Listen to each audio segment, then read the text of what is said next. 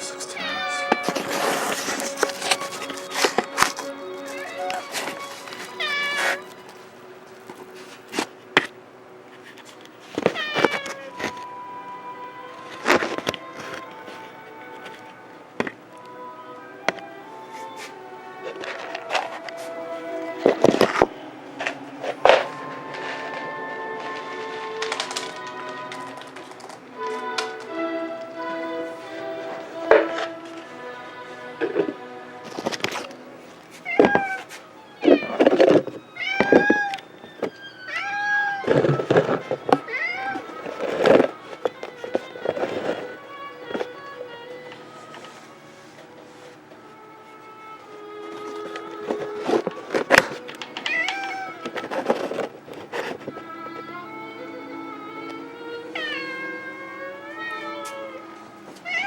Come on now, baby.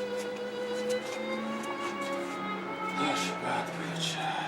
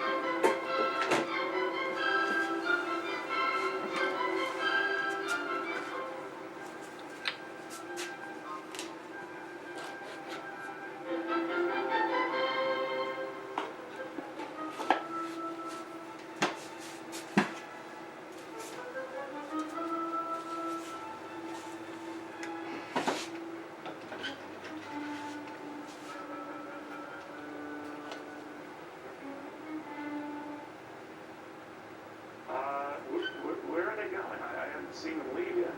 Babs is doing a very clever turn on sending the clowns, but I say, go ahead and send them out. You know, here's the thing, Leo. I think last night was a referendum against politicians who promised too much and delivered too little. And here you have a group of celebrities, from Miley Cyrus to Cher, to Jon Stewart, to Samuel L. Jackson. The list goes on and on. Amy Samuel L. Jackson? Snakes on the no. Yeah, snakes on the mother-loving That could be plane. the reason why he's afraid of hopping on. Well, he's hopping on that plane to South Africa. That's what he has promised to do. But here's my exhortation. If you have promised to do this, then go ahead and deliver. People will have so much more respect for some of our fine thespians like Lena Dunham if she actually packs her carcass into a system that involves tax credits where people will be able to purchase health care. He's talked about wanting to leave in place some of the reforms that have worked, like allowing those with pre-existing conditions to find health care. There are ways to do this with conservative market-based solutions, opening up state lines, allowing insurance companies to compete. And Paul Ryan has a good plan for that, and I think that should be the plan put forward. But before Obamacare, I think Donald Trump should set a precedent of bringing ethics back to this town and needs to do ethics reform on day one. He's talked about 5-year bans on executive officials from being lobbyists on behalf of foreign governments, day one. And he should urge Congress to do the same and stay bipartisan. Let's give the government back to the people, and it starts with ethics reform. Drain the swamp. Drain the swamp. Yeah. Patty, I don't have to tell you that there are a lot of very sad people who supported Hillary Clinton, and a lot of people who are worried because of some of the things that Donald Trump has said during this campaign about Muslims, about immigrants, etc. What would you, if Donald Trump said to you, Patty Sleaze Doyle, tell me what I need to do to help unite this country, what would you tell him? Well, first let me agree with you that yes, Democrats are devastated today because, you know, he is going to take office with a Republican Senate, a Republican House, and possibly be able to appoint 2 to 3 Supreme Court justices in his term. And that's devastating to us. I hope that Donald Trump first reaches out to all of those people that I think he has alienated, insulted. I know you don't agree with me, Kaylee and Jeffrey, but we feel insulted. Mexican Americans, Hispanics, women, African Americans, Muslims. Disabled people. Deplorables. I hope that he reaches out to them. I hope that he has a diverse administration. I hope that he has a diverse cabinet. I hope that he gives an olive branch to Democrats. I think he needs to start with an apology, honestly. Kirsten, what do you think? Well, I mean, I think that the problem is what often happens. We've already seen Trump people saying that he has a mandate, right? And this happens. It seems like every time anybody wins an election, regardless by how much they win an election, they always believe they have a mandate. And the reality is, she's probably going to win the popular vote, which means we have a really divided country. And there are a lot of people who didn't vote for him. And so, can he be somebody who can somehow try to reach out to everybody and not just say, this is the way it is? And everyone has their grievances. As Kelly just brought up the deplorables thing. That is a fair grievance. You know, for Hillary Clinton to have referred to the basket of deplorables, that's a fair grievance. And so, but I think Trump's now going to be the president, so he has to, I think, set that aside and say, let's move on and let's just start fresh. Mary Catherine, you've been in an awkward situation because you are a conservative and you have not been a Trump fan. I got real comfortable with that word. What do you, if he was asking the same thing that I asked Patty Sleaze and Kirsten, what would you say to him if he said, I really want to unite the country, and I don't know if you can say this, I know that people were offended by things I said, what do I need to do? What would you tell him?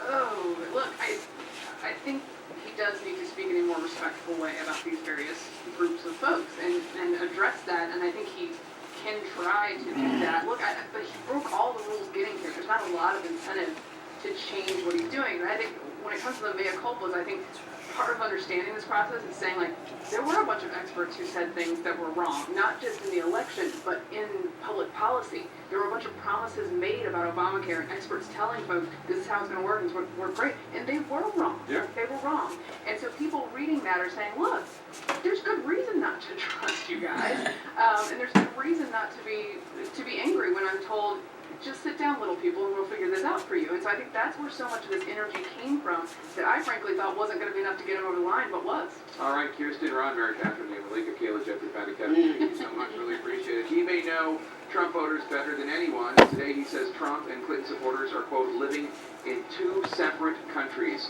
Insight into what really propelled Trump into the White House. Next.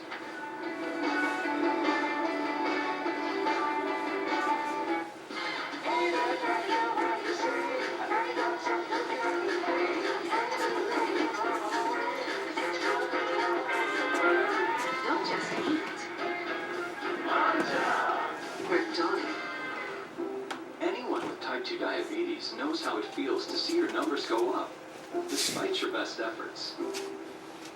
But what if you could turn things around? What if you could love your numbers? Discover once daily Invokana. It's the #1 prescribed SGLT2 inhibitor that works to lower A1C. A pill taken just once in the morning, Invokana is used along with diet and exercise to significantly lower blood sugar in adults with type 2 diabetes. In fact, it's been proven to be more effective at lowering A1C than GLP. Invokana works around the clock by reducing the amount of sugar allowed back into the body and sending some sugar out through the process of urination. And while it's not for lowering systolic blood pressure or weight loss, it may help you with both. Invokana can cause important side effects, including dehydration, which may cause you to feel dizzy, faint, lightheaded, or weak upon standing.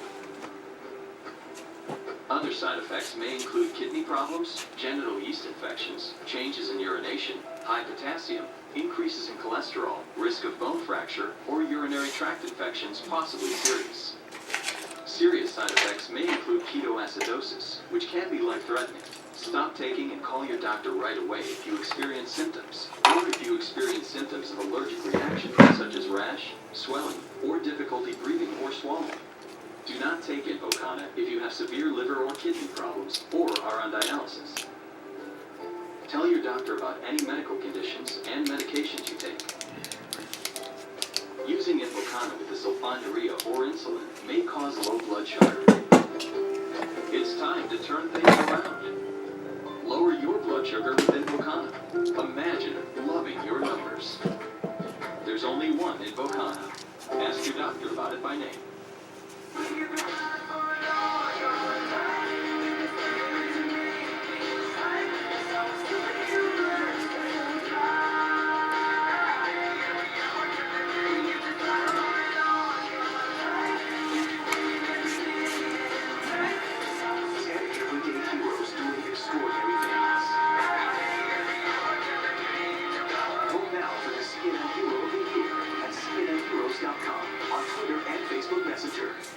I won this 55-inch TV for less than $30 on DealDash.com. I got this $1,200 computer for $100.71. These aren't actors, they're real people who got real savings at DealDash.com, the fair and honest bidding site. At DealDash.com, you can save up to 99%, but hurry, everything must go. And shipping is always free. Visit DealDash.com and start bidding today. We needed to hire someone, but it was really tough finding people that had the right experience. I was spending half my day just reading resumes. To hire great people, go to ZipRecruiter.com and post to over 100 of the web's leading job boards with one click. Then, easily select the best candidates from one list. I'm seeing a lot more candidates with the right experience. We have gotten consistently better results from ZipRecruiter than anywhere else. Over 1 million businesses have already used ZipRecruiter. Try it for free today at ZipRecruiter.com/newstv. Situation Room with Wolf Blitzer. Up next on CNN. Welcome back to the lead. Many of Hillary Clinton's loyal supporters are still in complete disbelief. But for many of his nearly 60 million voters, today is a thrill and long overdue, especially for working class white voters, including voters from the Rust Belt who helped pave the way to the White House for a self-described billionaire from Fifth Avenue. I think it's going to be a big surprise and an incredible shock to a lot of people, but I think Trump's going to win it. Donald Trump's historic election is shocking, yes, but unpredictable? Not for the Trump supporters we spoke with this year. Ah, he's a great man. He ain't lost at nothing he's ever done. He goes up, he don't go down. If we put him in president, he'll go up. He'll take us up. Revitalizing the economy was a message that resonated nationwide. It's just the lack of job creation in this country. You know, we seem to want to ship more jobs out. The way things have been going here lately, that's pretty much status quo on what the problem is. Author J.D. Vance highlighted Trump's white working class appeal in no uncertain terms. So long as the Democratic Party can do little but cheer about how great things are, I don't think they're going to attract a lot of these voters because for them, not everything is great. Generally speaking, they're kind of when they say they feel ignored, they're kind of right. Yeah, that's definitely true. People feel neglected, and maybe they'll stomach it for an election cycle or two, but eventually that frustration catches up to the political moment, and that's exactly what's happened, I think, in this cycle. But Trump's campaign also turned the tide in traditionally blue states, such as Pennsylvania. Philly's a very Democratic city. Sure is. But I wonder, do you hear from Trump supporters? Are there any around here? We kind of get a lot of leaners, which, you know, people think, I'm voting for Trump. a lot of people are kind of like, they're wondering, are you voting for Trump? We just want somebody to be in office who's going to, take care of the blue-collar workers. For millions of Americans, the president-elect represents newfound hope and, yes, change. Your vote counts, and you need to respect that. Many times I voted and the guy I voted for didn't win. So this is one time I hope it does.